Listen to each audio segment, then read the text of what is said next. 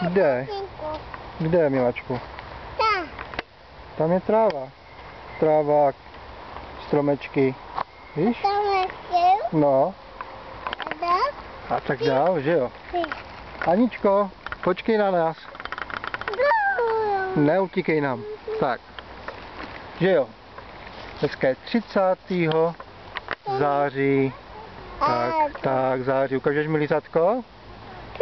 Dobré lízatko, že?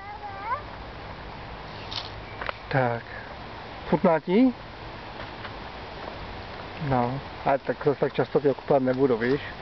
To není zdravé na zoubky, lízatko. Že, Aničko? Že se nemají papat lízatka pořád? Tak, ukážeš mi lízatko? Tak, hodí se na Honzika, tak jak pěkně líže. No?